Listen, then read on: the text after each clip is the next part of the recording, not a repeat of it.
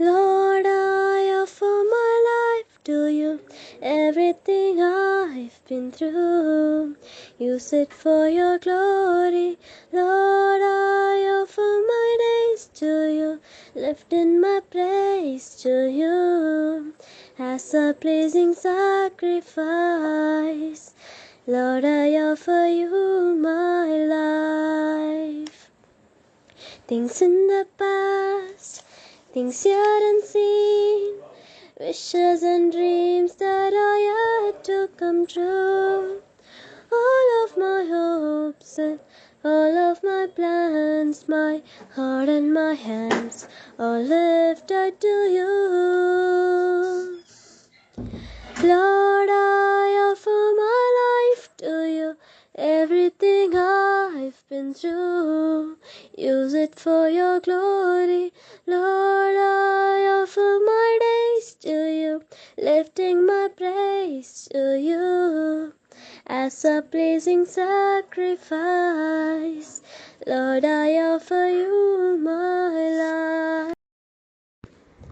சிலுவை தியானமாக கர்த்தராகிய இயேசு கிறிஸ்து இன்றைக்கு நம்மோடு பேசுகிற வார்த்தையை 1 கொரிந்தியர் 1:18. 1 கொரிந்தியர் 1:18 எல்லாருக்கும் தெரிஞ்ச வசனம். சிலுவையை பற்றிய உபதேசம் கெட்டுப்போகிறவர்களுக்கு பைத்தியமாக இருக்கிறது, ரட்சிக்கப்படுகிற நமக்கும் அது தேவ பலனாக இருக்கிறது. இந்த வார்த்தை எல்லாருக்குமே நல்லா தெரியும்.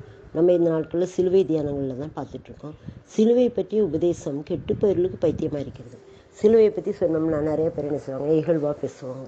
சிலுவையே ஒரு அவமானத்தின் சின்னம் அப்படின்னு தான் என்ன செய்வாங்க அந்த காலத்தில் சொல்லி, அதனால தான் அவரை கொண்டு போய் அந்த சிலுவையில் அரைஞ்சாங்க. ஏன்னா கள்ளர்கள் மத்தியில் ஒரு கள்ளனை போல சிலுவையில் அரைஞ்சாங்கல்ல, அது அவமானத்தின் சின்னமாக மாற்றி அவரை அவமானப்படுத்தினாங்க. அதுதான் நம்ம பார்க்குறோம். சிலுவை ஓர் புனித சின்னமாக மாற கர்த்தர் உதவி செய்தார். சிலுவையோர் புனித சின்னம், ஜெகத்தில் ரட்சகர் இயேசு மரித்துயிர்த்தெழுந்த சிலுவையோ புனித சின்னம். அந்த சிலுவையை அவமான சின்னமாக மக்கள் கருதின அந்த சிலுவையை புனித சின்னமாக மாற்றிய பெருமை நம்முடைய கர்த்தராக இயேசு கிறிஸ்துவுக்கு தான் உண்டு. ஆனால் சிலுவை பற்றிய உபதேசம் இன்றைக்கும் நம்ம சிலுவையை பற்றி வெளியில் சொன்னோம்னா நிறைய மக்கள் ஏற்றுக்க மாட்டாங்க. அது அவங்களுக்கு எப்படி இருக்கான், பைத்தியமாக இருக்குது. யாருக்கு பைத்தியமாக இருக்குது? கெட்டு போயிடவங்களுக்கு. சிலுவையை ஏற்றுக்கொள்ளாதவங்க கெட்டு போகிறவங்க தான். சிலுவை மரணத்தினால நமக்கு மீட்பு இருக்குது அப்படின்னு அறியாதவங்க, கெட்டு போகிறவங்க, அவங்களுக்கு அது பைத்தியமாக இருக்குது.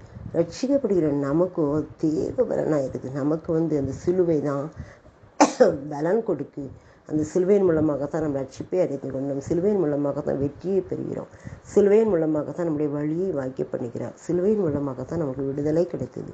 சிலுவையின் மூலமாகத்தான் இன்றைக்கும் என்ன செய்யணும், சுதந்திரமாக வாழ்ந்து கொண்டிருக்கிறோம். சிலுவையின் மூலமாகத்தான் நான் ரட்சிப்பின் சந்தோஷத்தை பெற்றுக்கொள்ள முடிகிறது, சமாதானத்தை பெற்றுக்கொள்ள முடிகிறது.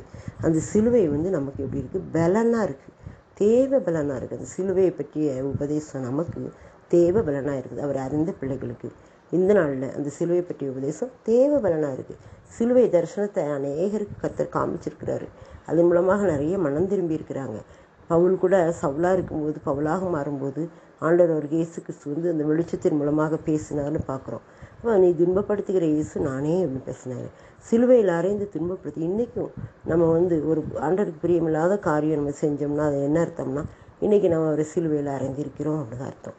அவரை சிலுவையில் தொங்க வச்சுக்கிட்டே நம்ம இருக்கிறோம். சில நேரங்களில் அவர் உயிரோடு எழுந்த தேவன். சிலுவையில் தொங்க வேண்டியது இல்லை. இனிமேல் தொங்கிட்டார். நமக்காக மரித்து நமக்காக எல்லாவற்றையும் சம்பாதித்து திரும்ப உயிர்த்து எழுந்து நமக்கு முன்னடையாளமாக அவர் இருக்கிறார். ஆனால் நாம் என்ன செய்கிறோம்னா சில நேரங்களில் நாம் அவருக்கு பிரியமில்லாத காரியங்களை செய்யும்போது அவரை நாம் திரும்பமாக சிலுவையில் அறைந்து விடுகிறோம். இப்படிப்பட்ட காரியங்கள் நம்முடைய வாழ்க்கையில் நடந்துகிட்ருக்கு.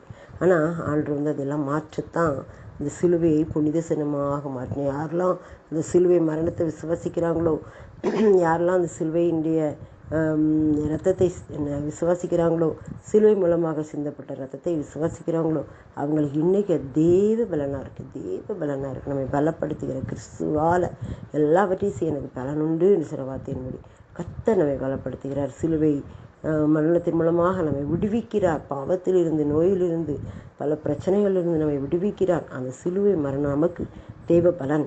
ஆனால் கெட்டு போயிருக்கு. அது பைத்தியமாக நம்மை பைத்தியம்னு சொல்கிற மக்கள்லாம் கெட்டு போகிறவங்க. அவங்களுக்கு அது சிலுவை பற்றிய உபதேசம் அவங்க கெட்டுப்பொருள் பைத்தியம். அவங்களுக்கு அது பைத்தியமாக தெரியுது நம்மை பார்க்கும்போது, சிலுவையை பார்க்கும்போது. ஆனால் நமக்கோ அது தேவ பலன், நம்மை உருவாக்குகிறது, நம்மை வளரச் செய்கிறது, நம்மை வாழ்விக்கிறது, நம்மை புதுபலனை தருகிறது, நம்மை நிரப்புகிறது. அப்படிப்பட்ட சிலுவையை நாம் என்ன செய்யணும்? இந்த நாளில் ஆண்டவருடைய சிலுவை தியானங்கள் மூலமாக சிந்தித்து கொண்டிருக்கிறோம். அப்படி சிலுவை மரணத்தின் மூலமாக கிடைத்த மீட்பை சிந்தித்து கொண்டிருக்கிறோம். நாம் அவருக்கு நன்றி செலுத்துவோம். நமக்காக அவர் பட்ட பாடுகளுக்காக நன்றி செலுத்துவோம்.